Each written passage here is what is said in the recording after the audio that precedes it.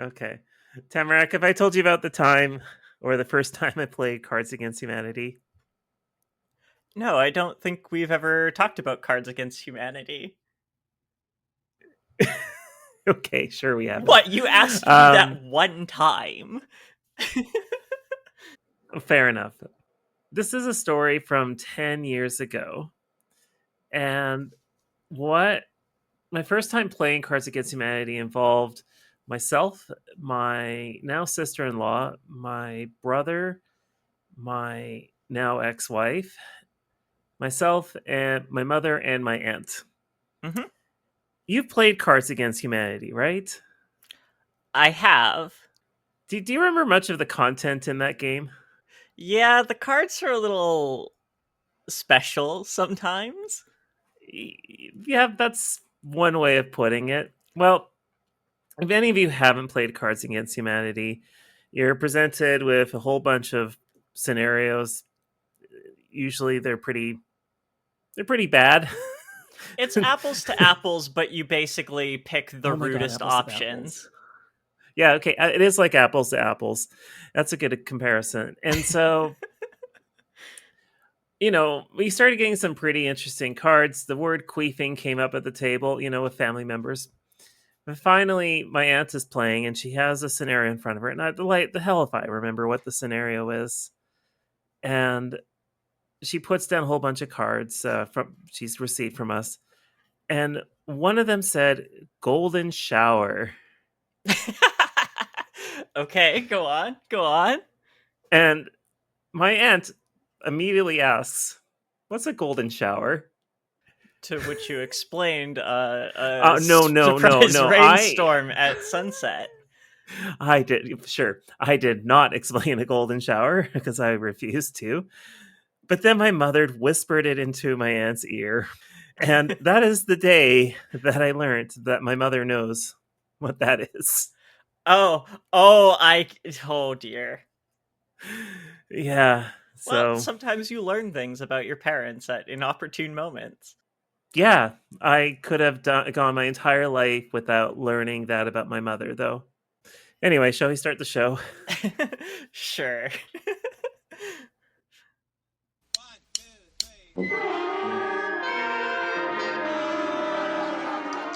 Hello and welcome to Shawinigan Moments podcast. My name is Heather. I use she, they pronouns. My name is Tamarack. I use they, them, or its pronouns because I'm Yeah, this is the only extra. What? What? Oh, I don't know. Christ. Anyway, we were just having a fun conversation about something I hope to never talk about again. Welcome to our podcast. We are talking about sports for the next few episodes. We are. We have looked at our YouTube analytics and determined that we should pivot into a baseball only podcast. Um, For 3 episodes only, though. for 3 episodes, and also I haven't looked at the YouTube analytics because I don't respect them on premise. Well, they don't respect you either, to be fair. It's mutual. Yeah, exactly. I have no respect for analytics. I get emails sometimes from like random people saying, "Hey, are you interested in having podcast analytics?" And I'm like, "No." Yeah, can we do whatever the opposite of search engine optimization is? I don't think you know what Moneyball is, but I'm just kind of wondering if there is a Moneyball for podcasting. Uh, Do you even know what Moneyball is? I do know what Moneyball is. It's a movie starring, I think, Brad Pitt's in it. Okay, well, Moneyball is a movie, but it's also a book. Isn't it like basically like doing like stats based like team procurement? So it comes up with the concept of what do you call it? Sabermetrics, I think. And the idea is to look for players who were like they weren't necessarily the most valuable players like out in the minors and the majors and so forth, but what they would do is they would look at their statistics and then come up with like a winning strategy based on the numbers. So like Yeah. you may have a player that isn't necessarily good in all positions, but then because they can be augmented by another player and all this sort of stuff, you can just come up with like a really effective team. I wouldn't be able to explain this very well because the book Moneyball came out in 2003, and you can just go and pick up that book if you're ever interested. And there's also the movie by Brad Pitt. Yeah, it's sort of the opposite strategy of like having the like headliners to anchor your team and building around them. It's sort of a distributing that throughout all the team members, if I remember the For gist of someone it. who's not into sports, I'm rather confused by how much you know about Moneyball. I that has been the having the headliner as the anchor of the team has been the strategy of the Vancouver Canucks to their doom basically my entire life. Yeah, That's that's why why I I'm stopped actually a watching Habs hockey. fan. You're a Habs fan? Are I you only a know. Habs fan because they're the last Canadian team to win the Stanley Cup playoffs? No, I'm actually a Habs fan because of an ex-boyfriend of mine that got me into hockey. Oh dear. Well, not everybody's perfect, I guess. I'm sorry this Uh, has produced a rift between us. oh, that's fair. We'll continue that rift. Shall we do the news? Yes.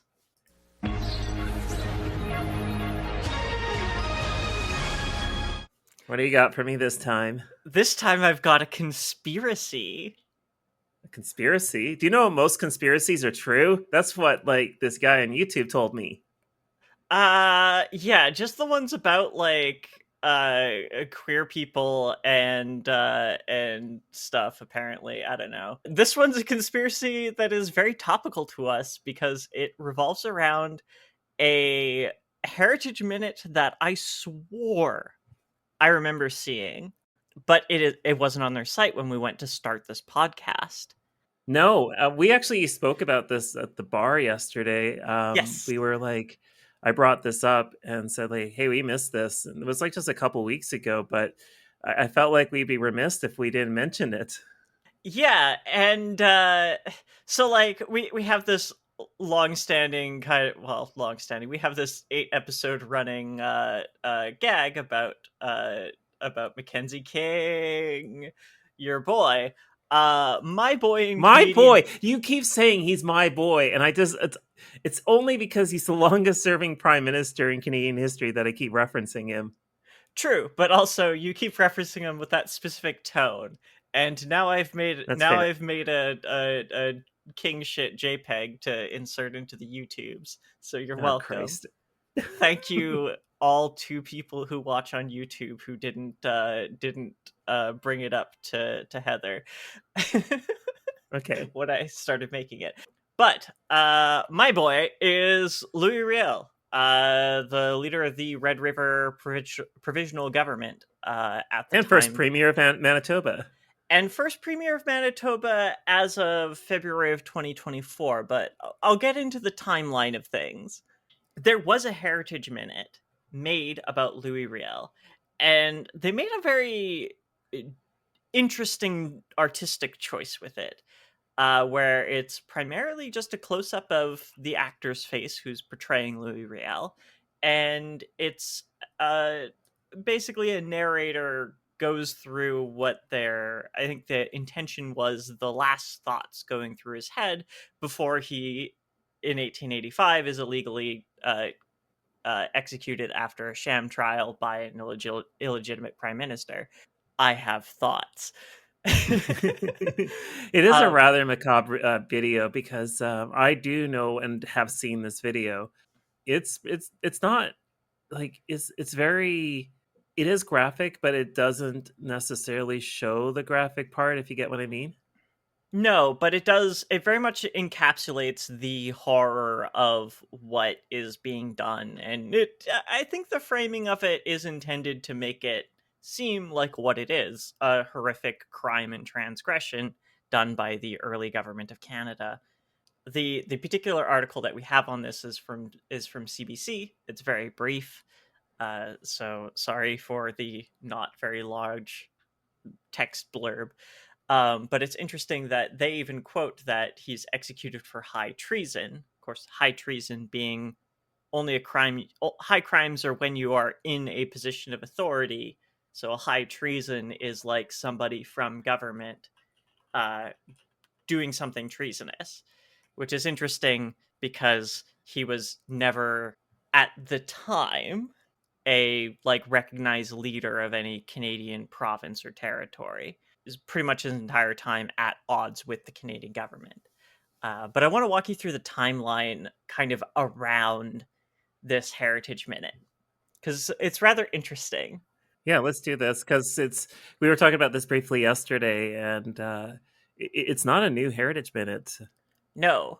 So the cliff notes of this all is there's sort of a movement in Manitoba, particularly driven by the Métis population. If you go back to our last episode on flags, I was surprised that there was a movement to preserve the red ensign in Manitoba, of all places, because of this strong movement by Métis people to rehabilitate the Red River provisional government in general and Louis Riel in particular.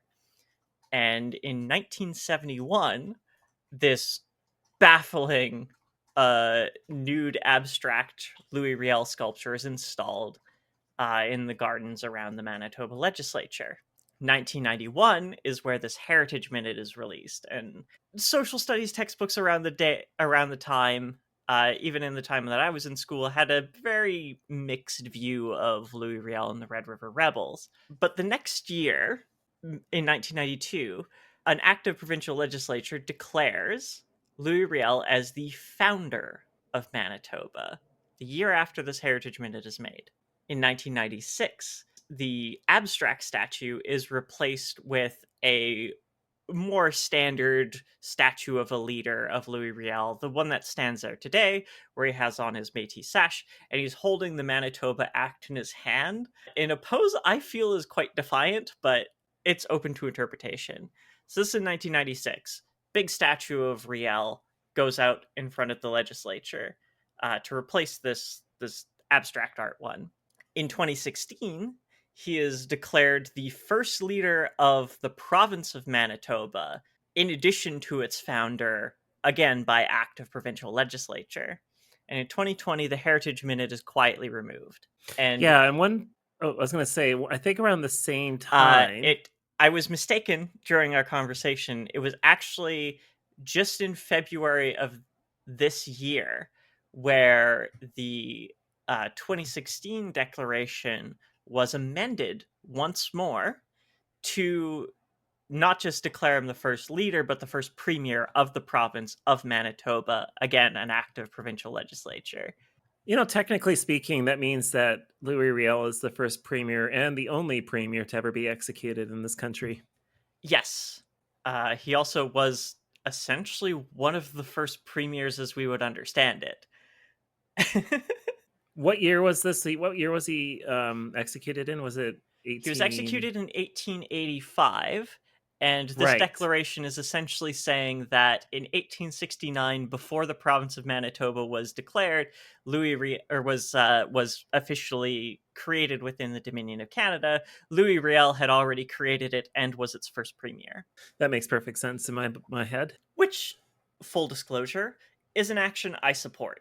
I think a lot of, and this is a gripe that I have with social studies and like the teaching of history in like middle and high school, Canadian history in particular, is we often leave out the like leaders in what is considered the territories, or in Hudson's Bay Company, like big land grant over the Northwest.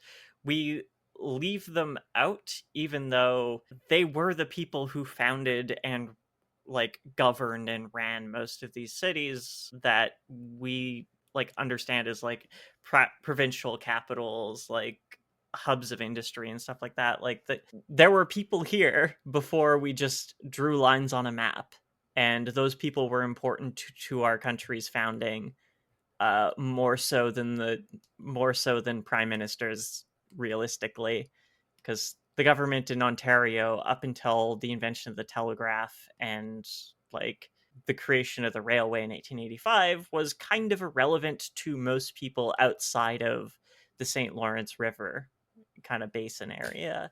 Yeah, one of the things about Canadian history, the way it's taught in school, like Tamrick mentioned, it's very narrow focused. It's a lot of stuff is left out, and like curriculums are so constrained by the amount of time that they have to talk about it, that in order to actually talk about, say, Louis Riel in this particular case, you'd have to talk about all the nuances around, the existence of the Métis and the expansion of, Britain into the rest of Canada.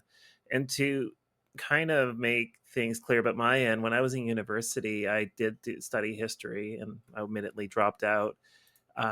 One of the things that I Samesies. exactly, one of the things I picked up on was like, hey, I got told so little about this country in the grand scheme of things, and it doesn't it's hard to explain my interest in this country because, when I read this stuff, I just go like, how am I supposed to be proud of this again?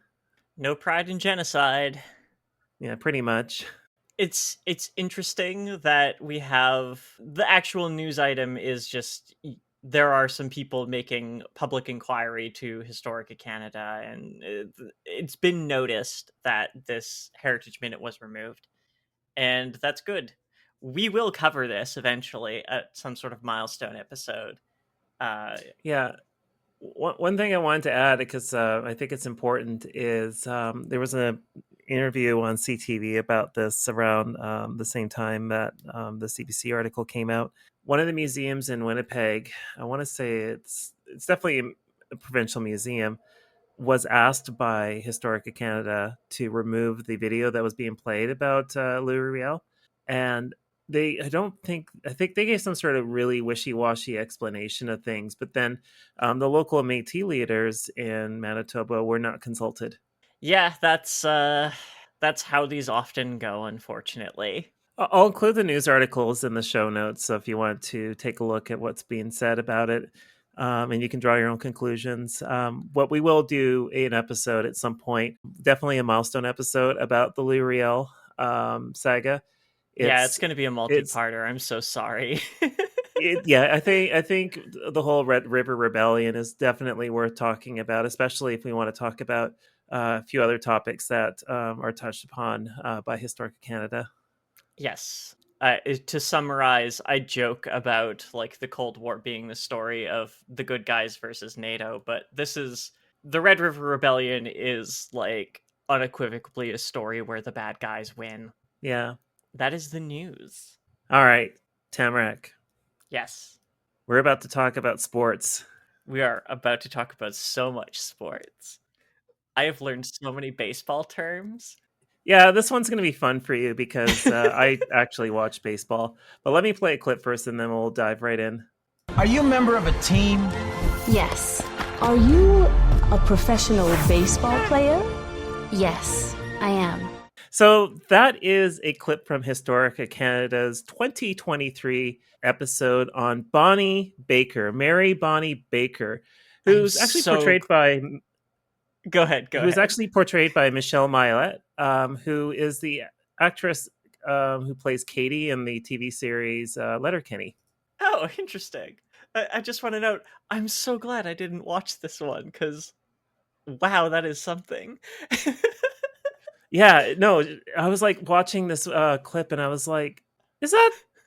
It's Michelle Mylett. It is Michelle Mylett because, like, I've watched all Letterkenny. I really liked it, although the last few seasons were a little bit But she is portraying Mary Bonnie Baker, a woman from Saskatchewan who made it big in professional baseball during the Second World War and a little bit into the 1950s. However, I want to talk about something a little bit different from baseball. What might that be? Do you know what softball is in contrast to baseball? Is it like baseball, but the ball is softer? Oh no. It is absolutely not. Let me tell you, the fucking bruises on my legs right now are indicative of that. My knowledge of baseball and softball is literally from like high school gym class, so We were at the bar last night. I had to explain what was going on at the pitch. At the like during the game, and explain to you what was happening with the ball. yes. Yes, I do remember. I do remember you explaining what the dick box is. Shut up about the dick box. Well, okay, so we'll talk about softball here. So the softball is actually a sport I play, and I'll talk a little bit about my relationship to it as we go along.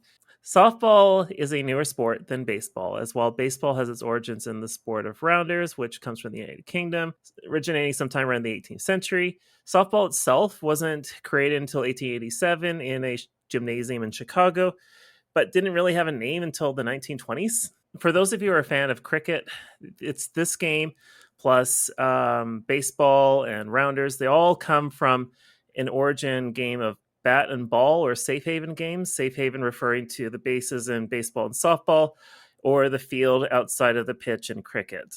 I'm actively trying to learn how to play cricket because somebody gifted me a copy of Cricket 24 for the PlayStation. And it's not that hard to learn, but the strategies are not what I would normally expect. Have you ever watched cricket?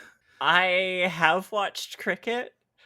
I don't really understand it in the same way that I don't really understand baseball. You played California kickball, though, right? Yes. Yeah, so if you can play California kickball, you can understand baseball and softball really quickly.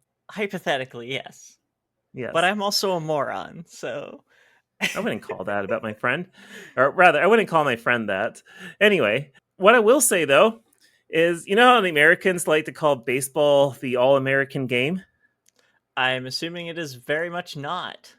It is absolutely not. What I will say is the United States' love for baseball owes it to Canada for coming to them by way of English immigrants, with the first recorded game being played in Beachville, Upper Canada, then, or rather now, Ontario, located in fake Oxford County, Hell yeah. on June 4th, 1838, with the Americans not recording any game played in their country until 8 years later. That's okay. Y'all got hockey on us. Yeah, and basketball was invented in the United States. Yes, we're going to talk about basketball. We're going to talk about that. We got beef. So there are two variations of softball. Just going back to softball, with slow pitch being, I think, the original, but around the 1940s, fast pitch became popular, which is the variation that I am familiar with. I don't want to dwell too much on the differences between baseball and softball because this is not a baseball podcast. Yes, it is. You know, like don't for the next 3 episodes, fine, it is. This is a baseball podcast. So let me talk about the equipment. The first part here is we're going to talk about the baseball itself, or rather the ball, I should say. So baseball uses a smaller ball with a circumference of 230 millimeters or 9 inches. Softball uses a 300 millimeter or 12 inch. I will say that the softballs also weigh 350 grams on average. And I can also safely say that getting hit in the face with them is extremely unpleasant.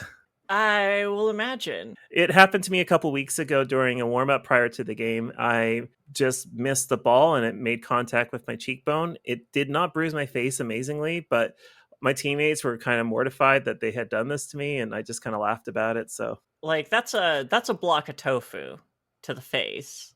I would not like that. I'd rather get hit by the block of tofu. It would kind of like splatter instead.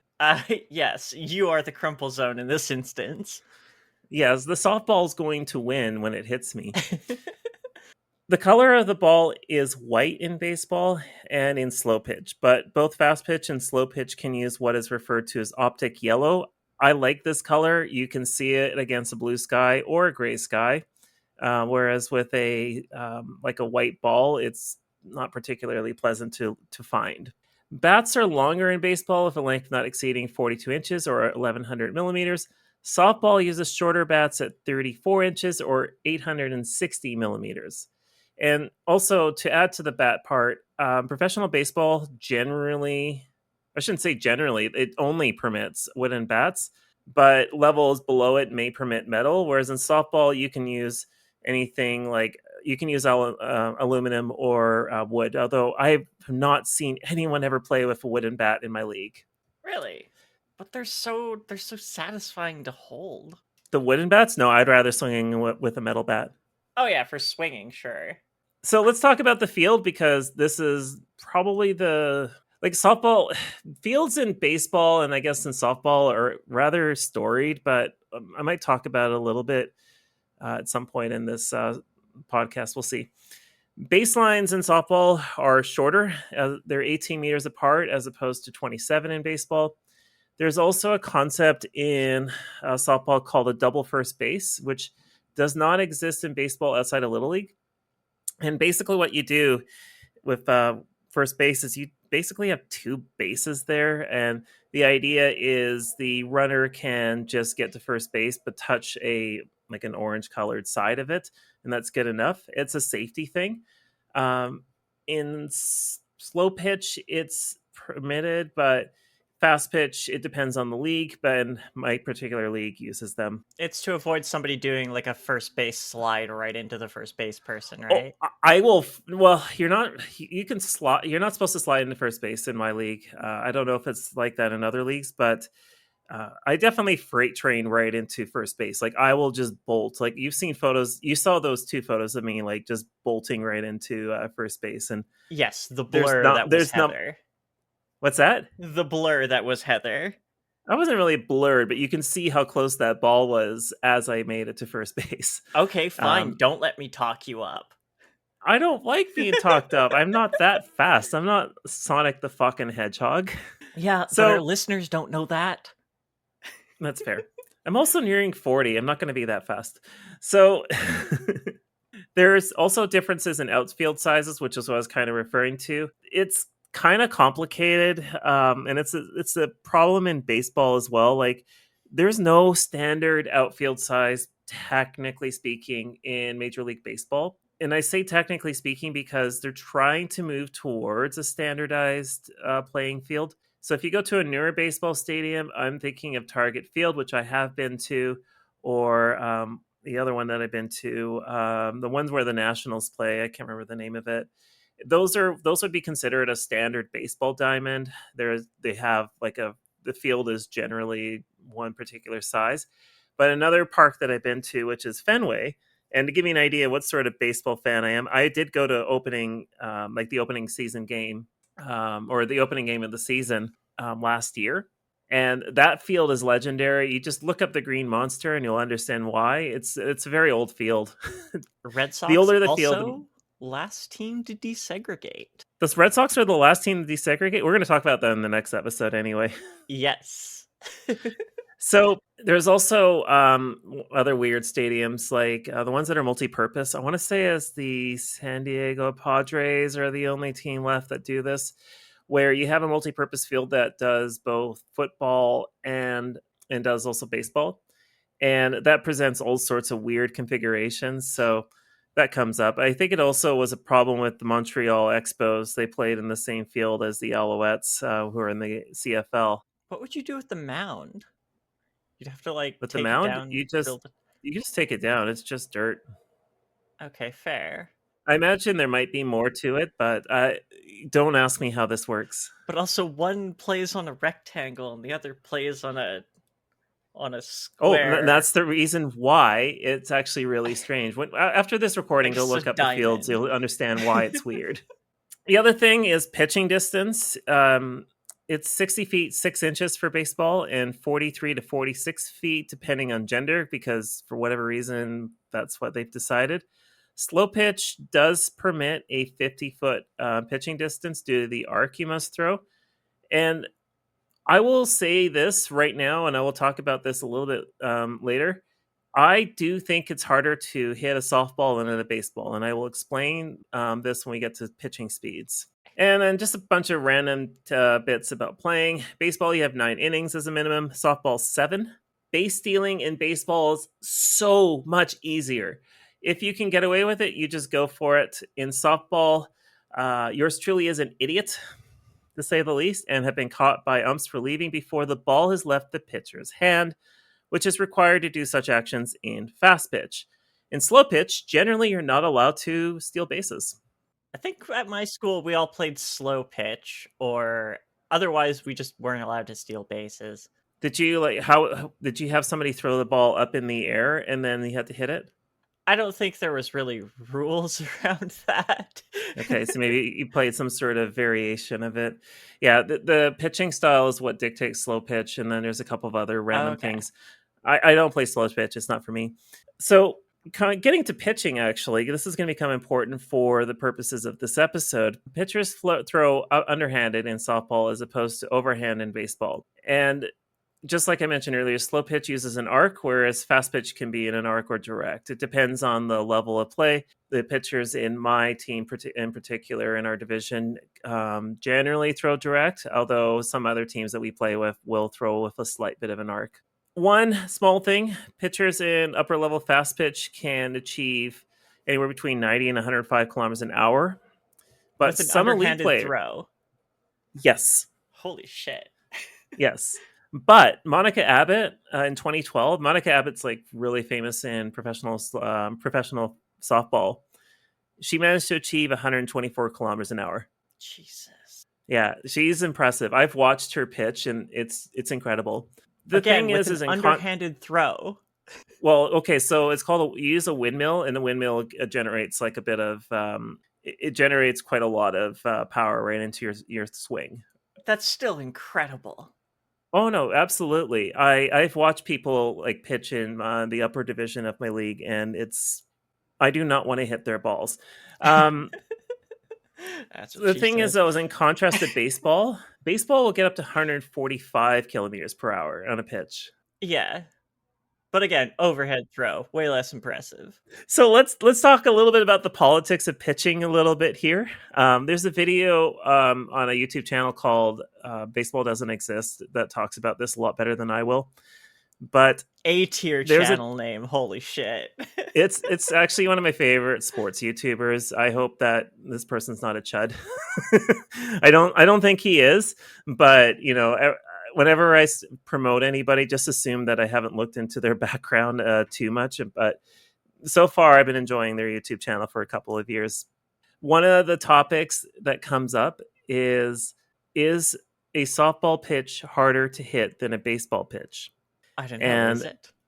Well, that's the debate, because Monica Abbott, for example, who throws 124 kilometers per hour, is throwing it at a distance of 46 feet. And whereas in baseball, they're throwing it, say, 145 kilometers per hour from 60 feet. So you're going to go and do the math thing, right? What is that in? Okay, 14 meters and 18 meters. Okay, yeah. Yeah, that's... See the debate? And it's reaction times and all this come into play, right? Yeah. I hold the belief that it is harder to hit. I hold the belief that it is harder to hit a softball. I will, through lack of any like tangible evidence, agree, because 14 meters, that's tight. It is, and the baseball players have gone up against Monica Abbott and have managed to just get striked out. Like they'll just get struck out. This is my like aside of like watch women's sports. Oh yeah, women's sports are much better. Yes, you will see plays that you wouldn't imagine, because professional men's sports are so locked in a deep meta. That's why I watch women's hockey, which I talked about before. Yes, women's hockey, honestly the best damn hockey you will ever see, because the Canucks are never getting the cup. I'm sorry. Probably not. No, that's why I also like going to that's why I went to the Women's World Cup a couple of years ago. Like I went and watched 5 games. Yeah, I guess the alternate pitch is like, if you like watching World Juniors hockey, watch women's hockey. It's just that, but more. Yeah, exactly. So that is kind of a breakdown of what is a breakdown of what the difference between softball and baseball is. I'm not going to explain baseball. Just go watch a baseball game. You can find tons of games on YouTube, and you'll probably understand that it's very straightforward. It is a very straightforward game. It becomes more of a strategy game eventually. So let's talk about Bonnie Baker. Yes. Mary Baker, born Mary Geraldine George, aka Bonnie, was born in Regina, Saskatchewan on July 10th, 1919 to Hungarian immigrants. Her father was a mechanic, but not much is written about her mother other than dying when Bonnie was 11. Her family was quite large, however, as she had 4 sisters and 5 brothers. Just for the record, my family is pretty small these days, but my grandfather's family, which were born roughly around the time that Bonnie came into being, his family had he had like 19 siblings. Yeah, this is actually a very small prairie family for the time. Were prairie families that much larger? Because like my family was not. Well, I'm second generation in Canada. Like my family were all from Ireland, so I don't remember how many undescribed or nondescript or censored last name boys there were, but there were 6 girls. Families back then were huge, so like this isn't. My point is, this isn't like a standout large family with 9 kids. that's fair. At the age of 13, Bonnie began to play softball with older girls and took on the role of catcher, which is one of the hardest defensive roles to take on in the sport. It's physically demanding to say the least, and it's a position I do not care to play. It is hard on your fucking knees and hips. You're the one who's on the other side of the dick box. God damn it.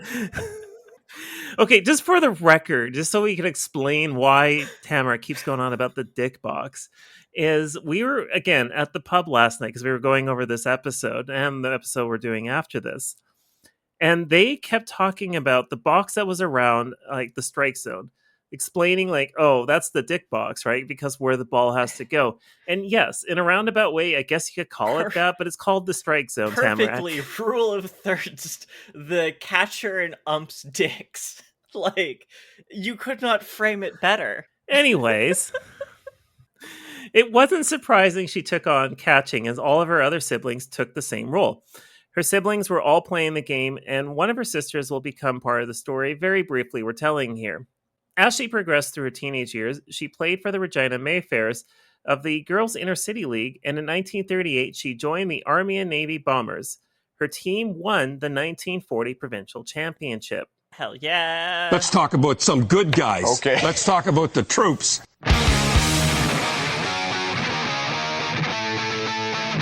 Love the excuse to drop that clip. In 1936, at the age of 17, she married Maurice Griffith Baker, a man 9 years older than her. Gross. I don't have much about. Yeah, well, yeah.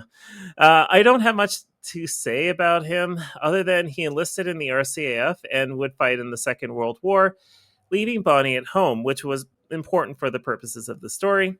In May of 1943, Bonnie was recruited by a professional scout named Hub Bishop to travel to Chicago to try out for a women's baseball league being organized by the owner of the Chicago Cubs and of chewing gum empire fame, Philip Knight Wrigley. Hub would go on to discover Mr. Hockey, that is Gordie Howe, also of Saskatchewan, who himself would go on to win 4 Stanley Cups with the Detroit Red Wings between the 1950 and 1955 seasons. Absolute god tier player. During this time, Bonnie was playing for the Moose Jaw Royals, alongside pitcher Doris Barr, originally of Starbuck, Manitoba. Barr would also become part of the recruitment effort. Hub had chosen to recruit the two because of their synergy while on the field. A good pitcher and catcher combination is extremely valuable. Yeah, because they have to, like, communicate strategy on the fly between each other. Is that what you've figured out by looking at the dick box? That is not from looking at the dick box. That's literally from the wiki page for baseball. All right. These are the depths that I go for you, dear listeners. Have you learned about what signals are? That's the thing that they use to communicate. It's like hand signals and stuff to... Okay, I'm glad you expanded upon this because, yes, that's what a signal does. Yes. They wave flags with semaphore on them and use that to transmit encrypted messages. There's actually there's been a lot of controversy around those signs. So there has been like a lot of cases where teams have like figured out what's being communicated, and they'll then communicate stuff to the pitcher by doing things like smacking a garbage can or whatever. Wild ass shit. Like there's a lot of espionage in baseball. Yeah, there's like a whole like sequence of like breaking the other team's code, and it's crazy. This is like, and there's this a is the lot only of thing like, I actually knew about baseball going into this. It's extremely controversial too. Teams have gotten in trouble. There was a story from 2022 or 2021 with, I think it was the Houston Astros, where they did something along those lines, and it was found to have broken like rules in MLB. For what? Decrypting another team's code? Yeah, they did so using means that weren't considered fair. All's fair in love and war, and also baseball, I suppose. Yeah, well, war is basically glorified baseball. With the Americans entering the Second World War, this presented a problem for the leagues of Major League Baseball. Keep in mind, there are 2 leagues in MLB. There's the National and the Americans. When I say leagues, that's what I mean. Able men who had ample talent for the game were in droves ending up in the war. While American President Franklin D. Roosevelt saw baseball as important to keeping morale afloat on the home front, concessions had to be made for the league to continue, including games being played at night so workers in factories could have entertainment in the evenings. Believe it or not, despite that, a lot of teams didn't. What was it? Not a lot of teams. In particular, I think it was the Chicago Cubs did not have outdoor lighting until the 1980s at Wrigley Field. That Mr. Wrigley was too busy like scouting women's teams to actually invest in some goddamn like floodlights. Yeah, it was like 1988. That was the year that the Wrigley Field finally got outdoor lighting. Wow, those must have been some inscrutable games. Particular, well, I guess they wouldn't have been watching them on TV so much. It would have mostly been on radio or in person. So it might not. Yeah, actually well, been that bad. television did not exist in the Second World War, well, at least not in the way we know it. No. So, with about 500 MLB players having left for the war, this meant on average across the 16 teams, each of them would see around 30 of their players just fighting overseas. So, imagine 16 teams losing 30 players each. Yes, devastating and absolutely devastating. It would have been like all their like kind of new up and comers, because their older players would have probably been able to avert the draft. Things never got that dire in the United States for drafting enlisted folks. You need 9 players to play baseball, if I remember correctly. I'm pretty sure it's the same as softball. And if you are losing 30 players, you're probably playing with just a skeleton team. Like, you probably had maybe 12. Like, I don't know how many people are typically on a baseball team's roster, but I don't know if that number also included people that were in the minors, and that's probably another thing that came up. The other thing about all of this is in 1942, attendance at home games saw an average decrease of 8.6% in attendance. Like, they just weren't getting as many people. But in 1943, it got way worse, and it dropped to around 30 to 50%. Yeah, but also you were seeing a lot of the people who would attend baseball games were currently attending a massive anti-fascist rally over in Europe. Spring training, which traditionally... No comment. No, I just don't have a comment. I just think that's fine. I'm going to leave that in there. To go Spring on. training, which traditionally would be elsewhere in their home cities, were forced to be nearby for the 1943 season due to government imposing restrictions on gasoline consumption and rail travel.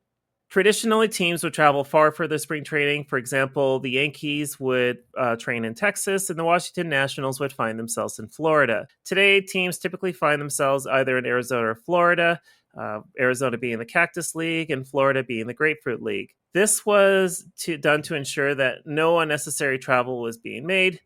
And so the Yankees, instead of going to sunny Florida, would end up across the Hudson in New Jersey, and the Nationals went off to Maryland.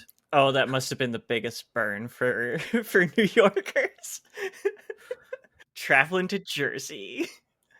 I'm trying to remember where in New Jersey they ended up, and I just can't remember. Games, however, were played through the entirety of the war, with the exception of June 6, 1944, which we know as D-Day. Again, large anti-fascist rally in attendance. Wrigley, owner of the Cubs, and a number of other baseball executives, including Branch Rickey, who you'll learn about in the next episode, and Paul V. Harper, one of Wrigley's lawyers, got together out of concern for baseball falling out of the public spotlight due to restrictions imposed on MLB. This resulted in the formation of the All-American Girls Professional Baseball League, or the AAGPBL, a very unfortunate acronym for those of us who are trans, which not only has an unfortunate acronym, in my opinion, it's also a mouthful to say, and I'm only going to refer to it as the league from now on. I feel like it can be interpreted as being trans-inclusive. Oh, that's a baseball! Yeah, I don't like that description of that, and I'm not keeping that. Do not do that. Okay, fine. I was hoping you'd make an AGP reference. No, because I don't respect Blanchard and refuse to acknowledge his existence because he refuses to acknowledge non-binary existence. That's fair. Scouts were initially told to search within the Chicago metropolitan area, but after local women's baseball leagues saw many of their players leave, it forced them to form the National Women Baseball League, which would last as long as this league but was less well known. Because of this, scouts went further far, looking at places such as Saskatchewan, and that's how we ended up with Bonnie Baker being invited to tryouts in Chicago. As a side note, and again, we're going to be touching base on this in the next episode, this was a game purely for white women, just like the MLB, and there was also a color line, and thus black women were excluded. Was it like the MLB where it wasn't an official policy of segregation? It was the whites only club, kind of unofficially. I think it was basically like the MLB. It was unsaid. I see. Yeah. Ugh, but disgusting. Enforced. Okay. This is it's interesting that Branch Rickey is involved in this, because this is not the only scheme that Mr. Rickey has going on at this exact time to revitalize baseball. Well, we're going to touch about that in the next episode, I guess. It's literally the subject of the next episode. All in all, 200 women were invited to try out at Wrigley Field in Chicago, and of them, 60 were selected to 4 teams, which also included the recruitment of Bonnie. Selection for these women were not based solely on their ability to play, but also their marketability as wholesome and feminine. Oh. And this would exclude a lot of fucking people from my goddamn softball league, including me. This is I'm going to be talking about this. Sometimes the problem with women's sports is that fuckability is like somehow a requirement, and as an ace person, this disgusts me. Want to see me connect this to Vichy France? Yes. Okay. Furthermore, these women would not only need to be ready to play baseball, they would be subject to charm school classes run by Helena Rubinstein, one of the world's richest women due to her involvement in the cosmetics industry, and also chief rival to Elizabeth Arden, whose label still exists on products today, but Rubinstein's does not. Rubinstein's label got purchased by L'Oreal in the 1980s. Oh, good. And L'Oreal collaborated with Vichy France government. Yes, so did Chanel. Let's not. Well, Chanel actually just straight up collaborated with Nazis, but so one of the things, I don't have the notes here, and I'm going to kind of just bullshit my way through this, but I think Rubinstein's name is used for some sort of grant that's given out to women now, and so the Rubinstein name does not exist on any cosmetics now. L'Oreal's obviously does, and so does Elizabeth Arden's. Yes, but it was highly controversial in the 1980s when L'Oreal bought the Rubinstein name from, I think it was Colgate Palmolive that owned it after Rubinstein died. But yeah, interesting. Anyway, because of the high rate of concern by the league over player behavior, fines would be issued if players were out of line, to the point that it was more strict than with the men. So let's go over this slightly, because it sucks. Guess what? Wearing pants? Not allowed. Oh, fuck this. Smoking or drinking anywhere in public? Not allowed. Guess what? That's the thing. That's America's pastime. Smoking and drinking while watching baseball. We can't do it in public. Where's McCarthy? This is deeply un-American activity right here. You also must wear lipstick all the time. And how about this? The first fine? $5 in 1943. Second, $10. A third, suspension. What the fuck? Yeah, I know. Oh, and also, short hair? You could be fired. And that did happen. Where in the 1944 season, Josephine Jojo D'Angelo was fired for cutting her hair too short, described as butchy. I must see this. I must see this butchy hair. This cannot be... That's not even that short. Hey, Helena thinks it's too short. That's... well, whatever. Your name is now owned by fascist sympathizers. Rotten hell. So this was despite the fact that she was her team's second best player. appeared in the All-Star game in the league's inaugural season, and was only struck out 3 times during her 358 home plate appearances. Absolute cartoon league. Fucking sucks. As I mentioned with the pants, because it gets worse, the uniform chosen for the women consisted of a short-sleeved tunic dress, belted, with a flare on the skirt, with regulation dictating that the skirt was no more than 6 inches above the knee. Can I say fuck no? Yeah. Okay, like, to put this into context, playing with shorts like I do still gets shit into your nether regions. Like, I took a spill I think it was like last month I was playing a game, and I went to catch a ball, and I have a hip injury from ages ago from roller derby. And when I started twisting, I started feeling my hip doing its warning, like, hey, idiot, you're about to do something really bad. So I fell, right? Like, that's the simplest thing for me to do. I'll take that injury over going through walking with a cane again. Mm-hmm. And, it was a pretty hard fall. And like my teammates were all like, you okay? And I was like, I think so. And I continued playing after that. But when I got home, I took my shorts off and all this sand spilled out of it. Well, the flare skirt will help with that because all the stuff's just gonna fall. And you're just going to get a shit ton of blood with it. Yes. I'm going to talk about this a little bit later, but in a league of their own, it ends up showing why you don't play with skirts. So for the inaugural teams of the league, we got the Comets of Kenosha, Wisconsin, the Bells of Racine, Wisconsin, the Peaches of Rockford, Illinois, and the Blue Sox of South Bend, Indiana. There are 2 good names out of here, and they are not the Bells or the Peaches. We have a Peaches in our league. They're actually a pretty good team. Yeah, but Comets, Blue Sox, good team names. Yeah, it's like you have Red Sox and White Sox in Major League Baseball.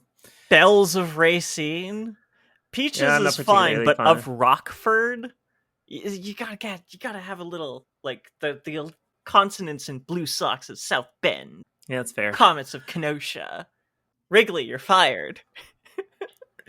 Coming back to Bonnie, she found herself on the South Bend Blue Sox. In their first season, they had 58 wins and 50 losses, putting them in second place in composite standings. Basically, the first half of the season, they got 28 and 26, and the second half, they did 30 and 24. They played a shit ton of games. I'm going to talk about that. I guess that's the whole season, not the... Yeah, okay, never mind. Continue. Yeah. So, despite having played, 58, getting 58 wins, they were only one loss behind the first place team. But for whatever reason, and I don't quite fully understand this, and it might have something to do with standings and how many teams there were, her team did not make it to the playoffs that season. There was 4 teams. Like, the idea of having a playoffs with 4 teams is absolutely baffling. Like, we do a tournament every season to close off the season. That's a sentence that makes no sense. But anyway, there's like 6 teams in each division except for one of them, which has 4. And like, I just don't understand how you would do a playoff. Like a finals tournament I could see, but not a playoff. It doesn't make any sense. Yeah, because especially if one team's eliminated from the playoffs, now you're really doing a playoff of 3 teams or possibly 2? In the 1944 season, they had 8 teams. And I actually included the schedule for I believe it's the 1944 season on the left, and I'm not sure about the list on the right, but you get an idea of how often they're playing, which is what I'm going to talk about here. They just do not make flyers like they used to, do they? No, they don't. My league just issues out a Google spreadsheet. Boring. Yeah, it's fine. I mean, it's only the used by us. typography on this is amazing. Yeah, I actually like how they used to do printing back in the day. Nowadays, it's like you can just load up whatever editor and just make it in 5 minutes. Pay in the league worked out to anywhere between $55 and $100 every week, which is not bad. No, it's not terrible. Well, okay, so how it worked out is the season is about 16 weeks long, and you were at best making about $1,600 that each season, and converting for inflation, that was $29,000 or $40,000 in Canadian money today. Yes, but at a time where women weren't allowed their own bank account. That's true, and it's a substantial amount of money for 16 weeks of play. Like, it's especially considering the economics of that time period. Like, the women were coming home with up to $40,000. Yeah. But generally speaking, they probably come back with 20. But even then, like, that's still quite a bit of money for just 16 weeks of work. The league in 1945 was sold to Arthur Meyerhoff. He was I believe he was a printing house magnate. I'm trying to remember offhand, for about 10,000 US dollars, about $175,000 today. He saw the Wrigley did not. typography and was like, gotta. Well, okay, so Wrigley explained that one there. It didn't see much use in the league after the war had ended, 1945 being the end of the Second World War. And he was struggling to get the league to expand to 10 teams, and he couldn't see the league filling up his baseball park, for example. He wanted them to play in much larger ballparks than the standard ballparks that they were in. As the seasons would progress, the style of play also changed. The start in the 1943 season, the distance between bases was 65 feet, but by 1948, they'd be at 72, with it peaking at 85 in 1954. The distance between the pitcher's mound grew over time from 40 feet to 60 feet, and then by 1948, underhand pitches were no more and were replaced with mandated overhand. There was no more windmill. Okay, so we're in baseball territory. Yeah, so like I wasn't explaining this at the start, but like I had mentioned that Bonnie, for example, came from softball, and a lot of the women that were brought into the league were softball players. And to accommodate the softball players, they just gradually moved the teams into softball positions. So bases were extended, pitching was extended, and then the type of throwing was extended. Yeah, they sort of like frog boiled them into playing baseball from softball. It's not hard to transition from softball to baseball from a fundamental standpoint, but like there's a lot of physical actions that just don't exist in softball that exist in baseball. And you can't just go and quickly go from an underhand to an overhand pitch. Like throwing a ball is a lot of work. There's a lot. It's with throwing an underhand doesn't require you to use your entire body as much, but with an overhand pitch, you absolutely have to be able to throw your body during the throw. And that puts a lot of strain on your elbow and on your shoulder. Yeah, for sure. That's also where a lot of that more velocity comes from. Oh, the pitchers have a limited lifespan as a result in MLB, just because of the fact that they have to throw so aggressively. Again, entrenched league metas that you don't see in junior and women's sports. Although I think that one's probably a foregone conclusion. So by the 1948 season, attendance would peak at 910,000. That's the entire season. That's how many people they got to come out to games, which is not a small feat, considering they were playing in stadiums that maybe at best held 2,000 people. Yeah, that's pretty good. In 1950, Bonnie left the Blue Sox to go play for the Kalamazoo Lassies. This was a trade for her to become a player manager and to act as league spokesperson. She was the only woman in the league's history to have the manager title. Yeah, that'll come up in next episode too. Oh, this is going to come up in this episode too. In 1951, Bonnie skipped the season and gave birth to her daughter Maureen, aka Chicky. And I didn't play that part, but there's a narration at the end of the Heritage Minute, and Maureen is the person narrating. Oh, that's cute. Yeah. In that same year, her former Blue Sox would win the championship. She never won a championship, just keep in mind. She returned to the league for one more season in 1952, but would not make it to the finals. This would become her final season, however, and she left without a championship to her name, as I mentioned. During her absence, I should mention, the league banned women from being managers. What? Why? I don't know the full story. Why? Again, this is a league that made women play in skirts. Sure, maybe they were afraid that a woman manager would be like, you know what, fuck this, you get shorts.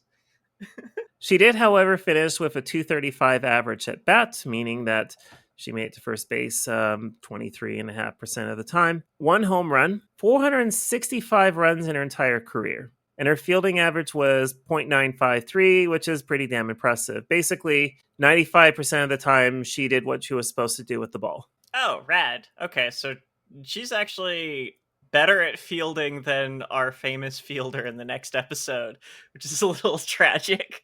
On August 17th, 1952, she made an appearance on the CBS panel show, What's My Line?, which is what is featured in the Heritage Minute, and a contestant successfully deduced who she was. She returned to softball in 1953, where she led a team in Regina to the World Ladies Softball Championship, which that year was hosted in Toronto. Go Queen. I wanted to find specifics on this, and I spent a good 4 hours trying to find anything on this World Ladies Softball Championship, but there's nothing. There is a World Softball Championship, which was first recorded in 1964, 65, something like that, but there's just no data that I have on this. I imagine if I went through like the Saskatchewan archives, I might find something, but it just didn't have the time. Yeah, that's the frustrating thing about women's sport, is that like documentation and recording when it happened wasn't necessarily always preserved or well preserved. However, by 1954, the league itself would have come to an end. And there's a couple of reasons for this. Many of the players were not enticed to play in the league, or rather, they just weren't as interested. And many were leaving just to go play softball due to the changes made to pitching styles and whatnot. As teams dwindled because they were shutting down, attendance would also soon follow, and the league would close with just 5 teams. The final championship was won by the Kalamazoo Lassies, but with no Baker on the team. Also, the finances of the league were pretty bad. At the end of the 1953 season, they were approximately $80,000 US, or almost $1 million today. The other problem that was in debt, yeah, they were just they were in. That's where $1 million for a very small baseball league, right? Television was also eating into ticket sales because it's the 1950s. And women were slowly returning into quote-unquote traditional roles because men were back from the war and they were in charge. Yes, boom in every returning GI having a good union job was at the expense of psychotic anti-communism and also horrific gender and racial segregation. Sources are iffy, but anywhere between 53 and 68 players were recorded as being recruited from Canada during the history of the league. This is taken from the Canadian Journal of Baseball, so we have the following breakdown. 24 players were from Saskatchewan, 11 from Manitoba, 9 from Alberta, 6 from Ontario, and 3 from British Columbia. So Saskatchewan has something in their blood. Yeah, that's if you've ever been to, I'm actually surprised. Actually, you know what? I'm not surprised by this spread. If you've been to the prairies, baseball diamonds are everywhere. They're easy to find in Metro Vancouver, I would say. I'm talking like little towns of a few hundred people have a decent baseball diamond. Well, then again, all you need is a flat surface, like a flat grassy field, right? And you know what Saskatchewan's got a plenty of. Yeah, having been to Saskatchewan, yeah. In 1962, Bonnie's husband would pass away. He was 52. 2 years later, in 1964, she would go to work for the Regina station CKRM and would become Canada's first woman sports broadcaster. Hell yeah. She also became manager of the Wheat City Curling Club, which is also in Regina, for about 2.5 decades. The club ceased to exist in 2003 when it was absorbed by the Tartan Curling Club, which itself was absorbed by the Caledonian Curling Club in 2018. And I mention it only because this club is one of 2 LGBTQ curling leagues, or rather spaces for LGBTQ curling leagues in Saskatchewan. Oh, hell yeah. So let's talk a little bit about Bonnie Baker and how she became a little bit more mythologized. In 1992, film director Penny Marshall, coming off having directed Big a few years prior, directed the film A League of Their Own, starring Gina Davis, Tom Hanks, of also Big fame, and Madonna. It also included John Lovitz, Rosie O'Donnell, and Lori Petty, plus a voiceover by Harry Shearer. That's quite the cast. Yeah, it's quite the cast. I will talk about this a little bit because it's kind of interesting. Gina Davis plays Dottie Hinson, who goes from working on cows at a farm in Willamette Valley in Oregon to becoming a baseball sensation alongside her sister Kit, played by Petty. This movie is not a true story, but it's all but confirmed that it borrows from the life of Bonnie. And it plays up this supposed rivalry between her and her sister, which doesn't exist in real life. Like, her sister did go to play for a different team in the league, but not at the same time. And I'm trying to remember how the overlap between Bonnie and her sister was now, because I didn't write this down, but they didn't play on the same team. I think that's the simplest thing for me to say. It also, like, Bonnie Baker was shown in an expose in Life, which I have a screenshot from earlier in the notes here. And she never appeared on the front cover of Life. It was just in like, a couple of pages within the magazine. I can't even remember what was on the front page, but it wasn't that. But in the movie, it shows Dottie Hinson on the front cover. So a little embellishment. A little bit of embellishment.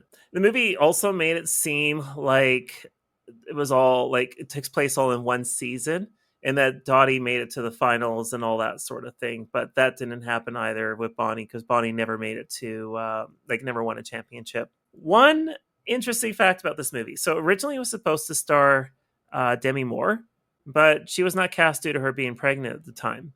So then it went to Deborah Winger, who then weeks prior quit when Madonna was brought onto the cast. She quoted that it was being turned into an Elvis movie. I mean, given the embellishments, kind of fair.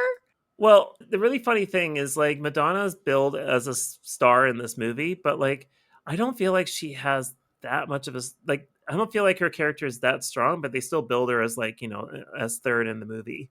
Yeah, this is sort of the era of like you need a headliner, and apparently Gina Davis wasn't enough. Or Tom Hanks. Or Tom Hanks wasn't like quite that name yet. Well, he was 2 years away from being in the movie Forrest Gump, because Forrest Gump was 1994, I think. Yes, and that's I think where his career kind of became like a household name. The film did well at the box office, grossing nearly $108 million US and placed first in ticket sales on its second week. It also got turned into 2 TV shows as well. There's a CBS TV show that picks up on the universe a little bit, has the same characters, and there's an Amazon show as well, and that one is very different from the original, I should say.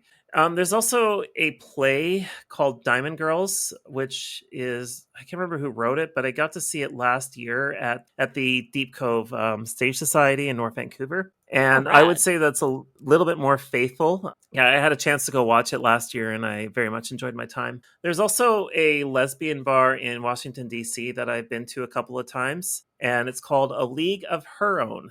Oh, that's cute. It's a very cute bar. That is an excellent name. I was very happy to find out when I was in Washington, D.C. about 2 years ago that it was still alive and well after the pandemic hit us. Yeah, that's extra good news, because, oh man, a lot of queer spaces died during the pandemic. Prior to the pandemic, lesbian bars were becoming fewer and far between. Lots of gay bars still survive, and not that I'm knocking them or anything. It's just sad that there's no lesbian bars as plentiful. Yeah, it turns out that the Ace NB not really big into lesbian bars. Yeah, that's fair. Bonnie did get to see the movie, and her comments on it were that it was funny and very entertaining. She did like the movie. I'm glad. That's always good. The movie was also added to the Library of Congress as well, so it was a good enough movie for it to be recognized as a significant work. In 1998, she was inducted into the Canadian Baseball Hall of Fame. I also believe she's in the American one as well, and I believe she's featured, but again, don't quote me on that. And on December 17th, 2003, at the age of 85, she passed away. She was posthumously inducted into Canada's Sports Hall of Fame in 2018, and in 2023, the Heritage Minute we are talking about was released. Yeah, this is a recent one. It's a freshen. I think it's the most recent one so far. Yes. Yes. You may have noticed the title of this episode, Bonnie's Friends Were Roommates, and that is intentional. I've been making references to my own softball league, but there's a story within the AGPBL that hits a little close to home. My softball league here in Vancouver, which consists not only of women, but of trans men, trans women, non-binary persons, and basically marginalized genders is probably the best way to describe it. It's a queer league, to put it simple. And many of us would have never been recruited, or if we got close to it, we would have been rejected outright or found ourselves kicked out. A lot of us are gender non-conforming. We would never be able to survive charm school. We would have never fitted in. And with the expulsion of D'Angelo, just because she cut her own fucking hair. Yes, You could she tell was how not a butch, as far as we know. Yeah. Gender norms were really enforced in this league. It was, like, don't get me wrong. I think it's Again, important that this league existed. Skirts and lipstick, summer sport, where they're running and sliding around. What the actual finishing school for the athletes. It's ridiculous. Wearing makeup in hot weather sucks shit. And isn't it fucking humid in that part of the Midwest? There were a lot of other players who were close to finding themselves kicked out of the league for similar circumstances. And this led to a lot of bad things happening, or sad things, I should say. I want to bring up a story of Terry Donahue of Saskatchewan and Pat Henschel of Nova Scotia. Terry was a player from Saskatchewan who played for the Peoria Red Wings from 1946 to 1949. And during some sort of practice that was out in Nova Scotia, she met Pat. Terry and Pat eventually sparked a relationship, but for nearly 70 years kept it secret under the guise of roommates and close friends. They did not marry until 2015, 10 years after Canada made gay marriage legal and not long after it was made legal in the United States. They only moved to Saskatchewan in 2017, so they lived in Chicago. That is fucking heartbreaking. I have this on my agenda to watch, but this is documented in the film Secret Love. It's filmed by Terry and Pat's grandnephew, Chris Bolin. And in 2018, he was lucky enough to document their story and the homophobia that followed it. It's just time constraints have limited me from watching the movie. Yeah, let's do a watch party. When you watch it, invite me over. Let's hang. I'll bring beer. Terry died in 2019 in April at the age of 93, a year before the film was released. But to the best of my knowledge, Pat is still alive. And that is the story of the AGPBL in what we can fit into an hour. Queer people have always been here, and we will always queer be people here. have always been here. Yes, I always have to remind people that, being queer is not a new thing. It exists now. It existed in the 1940s. It existed in the 1800s. It existed in the Roman Empire, especially we can start talking about Roman birth certificates. And it existed even before then. And enforcing gender norms is fucking bullshit. Expecting people to be a certain ways is fucking bullshit. Skirts are for everyone. Boxes. Skirts and dresses skirts are for fun. everyone. Just do not play sports in skirts. But not for baseball. Skirts, there's only a handful of sports I can think of where I'd be comfortable wearing a skirt. Like, I think curling is one of them. Field hockey. Yeah, actually, I was going to say ice hockey, you could pull it off, but it would be kind of miserable. But field hockey, I could agree with. If you're running around, but you're not, expected to, slide or duck or crouch or anything, I think it's pretty good. If you're going to wear a skirt in a sport, it should be a skort. Yeah, it should be a skort because weirdos, particularly in the age of televised sports. But, yeah, skirts are ideal. I wear skirts hiking most of the time. Yeah, they're comfortable and they let your body breathe a little bit better. I'm going to include a lot of this stuff in the show notes if you're interested in knowing more about this. I do think that watching A League of Their Own is the movie, at least. I can't comment on the Amazon show too much. I do think it's worth watching. I imagine, from what I've heard, the Amazon show is pretty good. I just don't watch a lot of television personally. I have nothing to say about the CBS show, excuse me. And if you do see Diamond Girls as a play at a theater, do check it out. Do support local theater to begin with, but Diamond Girls was definitely a good play. Tamarack, what did we learn?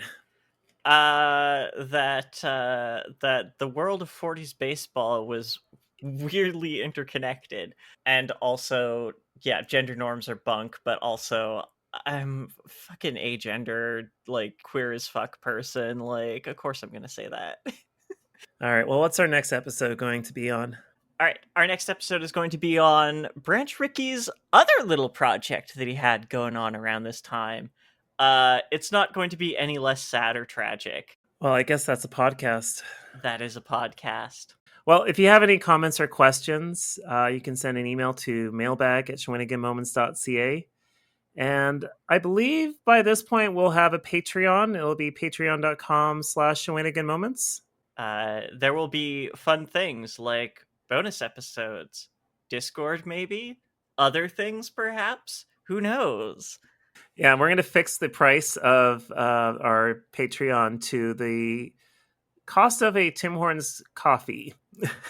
Although we'll have other tiers. You can, if you really feel like throwing us more than, what is it, $2 now? I think we'll have like a $5 and $10 tier. But the $2 tier itself will always be fluctuating because we'll just find out that Tim Hortons increased it by 10 cents, and we'll just always round it to the nearest quarter. I think that's the best way to do it. So like the first, or whatever Patreon lets us do, I guess. the If Patreon first tells ti- us we can. The first tier will be the cost of a large double. The second tier, No. It's just a regular cup of coffee. I walk by Tim Hortons. I know how much it costs. Okay, but the second tier will be the cost of an ice cap, because that's about $5. It's like $4. We will review when we have a chance. We will review the prices of Tim Hortons, and then we'll use that to fix. Like, we'll use that to index our tiers. I solemnly swear to you that I will fight tooth and nail for a Tim Hortons based pricing setup. All right. Well, I think that is actually a podcast. That is in fact one metric podcast. All right. Goodbye, everybody. Bye.